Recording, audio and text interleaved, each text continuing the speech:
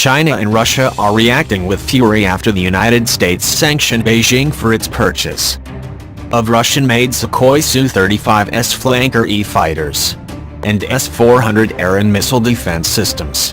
Washington imposed the sanctions under Section 231 of the Countering America's Adversaries through Sanctions Act of 2017, which was passed by the Congress last summer in response to Russian interference in American elections.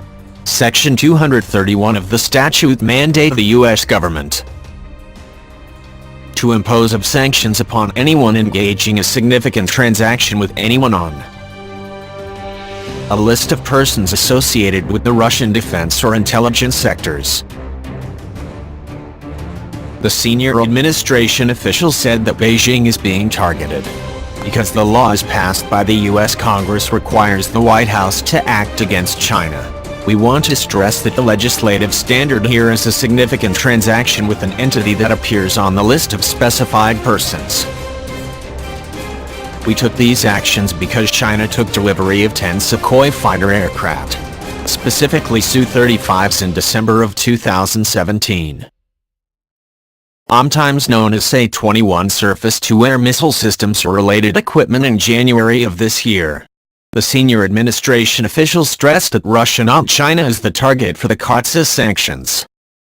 I want to emphasize that the ultimate target of these sanctions is Russia, the senior administration official said.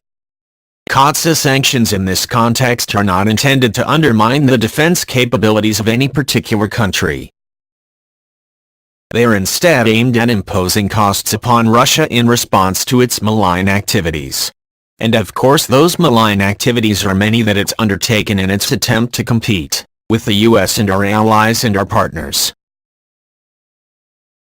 The array of sanctions the United States has imposed against Russia and those who materially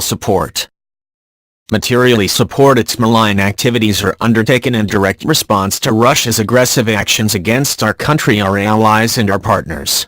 The senior official also detailed the specific sanctions that the Chinese will now face for their purchase of the Su-35. We are denying us export licenses to ed. We are denying, or in fact we are imposing a prohibition upon foreign exchange transactions under U.S. jurisdiction.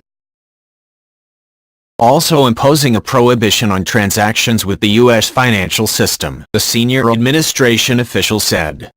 We are blocking all property or interests in property within the U.S. and we are imposing sanctions on an principal executive officer,